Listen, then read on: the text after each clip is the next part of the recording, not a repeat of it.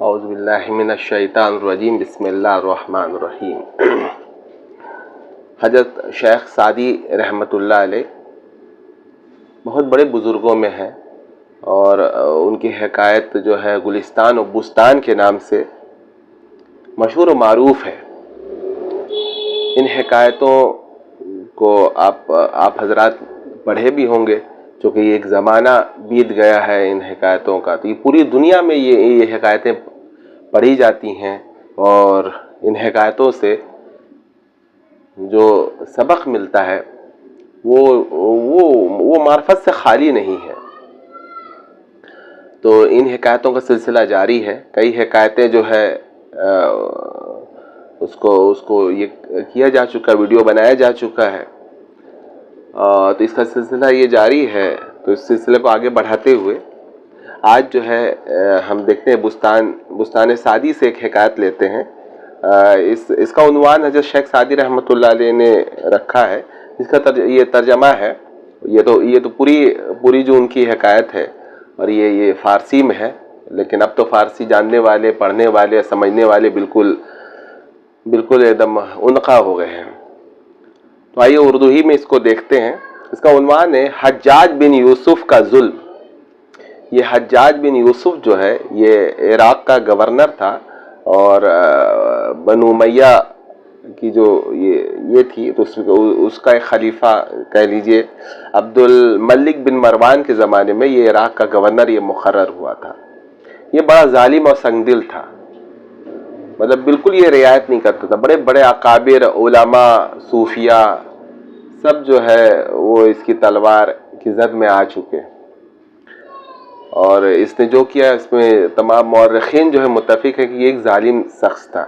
یہ ایک عجیب بات اللہ کی حکمت ہے کہ اس ظالم شخص سے ایک ایسا کارنامہ بھی ہو گیا جو قیامت تک یہ کارنامہ جو ہے وہ رہے گا۔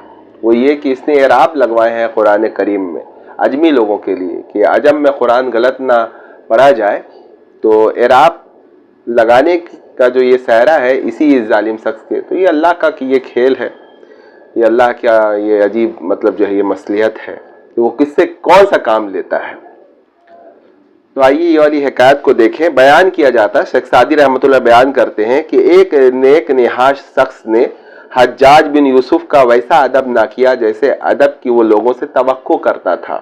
یہ دیکھ کر حجاج غصے میں بھر گیا اور کوتوال کو حکم دیا کہ اس گستاخ کو قتل کر کے اس کی کھال اتار لو۔ یہ ایسے ہی تھا، ذرا سی بات پہ جو ہے یہ اس کو باغی تصور کرتا تھا اور قتل کروا دیتا تھا۔ جہاں تک میری یادداشت جو ہے وہ ساتھ دے رہی ہے کہ وہ حسن بصری بھی اسی کے عہد میں تھے۔ تو وہ حسن بصری جو ہے وہ فرماتے ہیں کہ میں نے ایک مرتبہ ارادہ کیا کہ ظالم شخص کو جا کے روکوں اور اس سے یہ کروں، تو پتہ چلے یہ مسجد میں جو ہے یہ خطابت کر رہا ہے، یہ کچھ کا بیان کر رہا ہے۔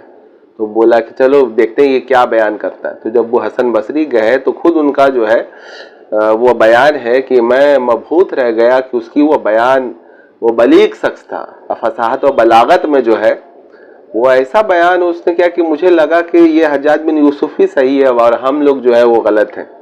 تو یہ اس کی وہ سحر، اس کے بیان میں یہ ایک سحر تھا۔ ظاہر وہ ادب سے اور اس ظاہر وہ قابل شخص، تبھی تو وہ اعراب کا لگانے والا وہ کام کیا۔ اور اچھا ایک اور کام ہوا ہے کہ یہ محمد بن قاسم جو سندھ جنہوں نے فتح کیا، اور بہت بڑا کارنامہ محمد بن قاسم کا ہے، یہ بھی محمد بن قاسم کو بھیجنے کا صحرا بھی اسی کے سر ہے، حجاج بن یوسف کے سر ہے۔ ایک روایت میں آتا شاید اس کا وہ رشتہ دار بھی وہ تھے محمد۔ دیکھیے محمد بن قاسم کا کیا کارنامہ رہا ہے، اور حجاج بن یوسف وہ عجیب، تو عجیب بات ہے یہ۔ تو یہ حجاج بن یوسف جو بنو امیہ کا، یہ آپ مان لیے تصور کیجئے کہ ایک ظالم گورنر تھا، اور بالکل بھی یہ رعایت نہیں کرتا تھا کسی کو تحقیق کرنے میں۔ تو ایک اور شخص کی سامت آئی تو وہ بھی اس کا لہجہ، اس کے بات کرنے کا طریقہ جو ہے اس کو حجاج کو پسند آیا، تو اس نے قتل کرنے کا ارادہ کر لیا۔ حجاج کا یہ حکم سن کر وہ مرد خدا پہلے تو ہنسا اور پھر رونے لگا۔ حجاج نے یہ عجیب ماجرا دیکھا تو پوچھا یہ کیا بات ہوئی کہ تو رویا بھی اور ہنسا بھی؟ مرد بزرگ نے جواب دیا، رونا تو مجھے زمانے کی اس بے دردی پر آیا کہ میرے چھوٹے چھوٹے 4 بچے ہیں جن کا میرے سوا کوئی سہارا نہیں، اور ہنسی اس بات پر آئی کہ میں اپنے رب کے حضور اس اچھی حالت میں جا رہا ہوں کہ میرے کندھوں پر ظلم کا بوجھ نہیں، بلکہ میری حالت مظلوم کی ہے جو خدا کی رحمتوں سے نوازے جائیں گے۔ تو ان کا ایک رونا تو ایک فطری بات ہے کہ آدمی کے اہل و عیال ہوتے ہیں، اس کے یہ ہوتے ہیں، تو اس کا وہ چھوٹنے کا ایک غم ہوا تو وہ رویا کہ بھائی میرے بعد اس کا کیا بنے گا۔ لیکن چونکہ وہ اہل عرفان میں سے تھا، وہ شخص اور حقیقتوں سے واقف تھا، تو فوراً جو ہے یہ آیا کہ بھائی دنیا کو تو چھوڑ ہی کے جانا ہے، اقل میرے اہل و عیال بھی جو ہے یہاں رہیں گے، ہے نا۔ لیکن اس کو ہنسی آئی کہ میرا جو ہے اب وہ سارے گناہ اور سب کچھ جو ہے دھل جائے گا، چونکہ میں مظلوم بن کر قتل کیا جا رہا ہوں۔ تو وہ ہنسا کہ تو ظالم بن کر مجھے مطلب بے گناہی میں قتل کر رہا ہے، تو تیرا کیا بنے گا حشر میں، تو اس پر وہ ہنسا۔ مرد بزرگ کی یہ بات سنی تو حجاج کے مصاحبوں میں سے ایک نے سفارش کی، ظاہر اس کے درباری میں بہت اچھے لوگ بھی تھے اور برے بھی تھے، تو ایک اچھا کوئی درباری کوئی وزیر کچھ ہوگا، اس نے سفارش کی جان بخشی کر دی جائے، کیونکہ ایسا شخص جب قتل کیا جاتا ہے تو یہ ایک شخص کا قتل نہیں ہے، بلکہ یہ پوری کئی جانیں ہلاکت میں پڑ جائیں گی۔ اور بہت ظاہر وہ دانا شخص تھا جو یہ بات جانتا تھا کہ کسی بے گناہ کا قتل کیا جو ہے اس کا نتیجہ برآمد ہوگا، لیکن اس کی بات جو ہے حجاج نے نہیں سنی اور اس شخص کو جو ہے قتل کر دیا۔ اور درباری کو بڑا دکھ بھی پہنچا کہ میں نے وہ کیا، اس کو چھوڑ دیا جاتا تو بہتر تھا۔ وہ جو شخص تھا جس نے اس کی سفارش کی تھی، اسی رات اس نے خواب میں اس شخص کو دیکھا، مرد بزرگ کو خواب میں دیکھا، وہ کہہ رہا تھا کہ مجھ پر جو ظلم ہوا اس کی تکلیف تو بس چند لمحے کی تھی، لیکن ظالم حجاج پر اس کے اس ظلم کا عذاب ہمیشہ رہے گا۔ تو یہ ہے کہ ظالم آپ نہ بنے، اور حقیقت ہے کہ اس کا دنیاوی انجام بھی بہت اچھا نہیں ہوا۔ کہتے ہیں کہ اس کا پیٹ میں جو ہے ایک ایسا یہ ہوا کہ پیٹ بالکل پھول گیا اور کئی طرح کا اس میں جو ہے وہ پھوڑے نکل آئے اور بالکل پیٹ پھٹ گیا اس کا۔ تو یہ بہت بری موت جو ہے یہ حجاج بن یوسف مرا ہے، کیونکہ مظلوموں کی آہ اور اللہ کے درمیان جو ہے کوئی پردہ نہیں ہوتا ہے۔ تو اصل میں یہ اس حکایت کے ذریعے جو شیخ سعدی رحمۃ اللہ علیہ خاص طور سے جو عمرہ جو طبقہ ہے، با اختیار جو طبقہ ہے، جن کے پاس اقتدار ہے، ان کے لیے یہ حکایت جو ہے جو شیخ سعدی رحمۃ اللہ علیہ بیان کر رہے ہیں کہ ظالم نہ بنو۔ اگر اللہ نے تم کو اقتدار کی کرسی دی ہے تو انصاف کرو۔ تم اگر ظلم کرو گے، تم سوچو گے کہ بھائی مجھے تو اقتدار، میں جو چاہوں کر لوں، تو یہ دنیا کئی دن کی ہے، چند دن کی یہ دنیا ہے، اور اس کے بعد تمہارا انجام آخرت میں تو ظاہر ہے برا ہوگا ہی۔ اللہ ظالم کو نہیں بخشتا ہے۔ کہتے ہیں کہ کوئی حکومت جو ہے کفر کے ساتھ چل سکتی، ظلم کے ساتھ نہیں چل سکتی ہے۔ تو یہ ظالم جو ہے، ظالم کا بہت برا انجام ہوتا ہے۔ تو یہ درس دینا مقصود ہے حضرت شیخ سعدی رحمۃ اللہ علیہ کہ حجاج بن یوسف کی طرح جو ہے تم نہ بنو۔ اگر تم کو اللہ تعالیٰ کوئی عہدہ دے دے نا، با اقتدار بنائے، تو تم حجاج بن یوسف کی طرح نہ بننا، چونکہ اس کا جو دنیاوی انجام ہو اور جو اخروی انجام ہوگا وہ اظہر من الشمس ہے۔ عیش وہ کیا جو ہلاکت کا سبب بن جائے، جس کا انجام ہو راحت وہ مصیبت اچھی۔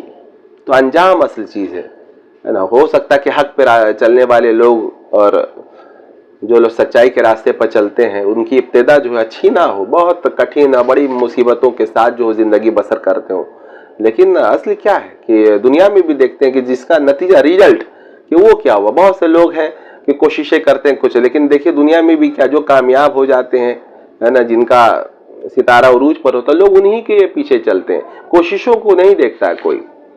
تو یہاں پر یہ ہے کہ ظالم جو ہے، تو آپ کا اگر انجام جو ہے اچھا ہو جائے تو پھر آپ اچھے ہیں۔ انجام اصل چیز ہے، تو کئی ظالم کا انجام تو اچھا ہوگا نہیں۔ اس حکایت میں حضرت سعدی رحمۃ اللہ علیہ نے یہ نقطہ بیان کیا ہے کہ ظالم کے مقابلے میں مظلوم ہمیشہ فائدے میں رہتا ہے۔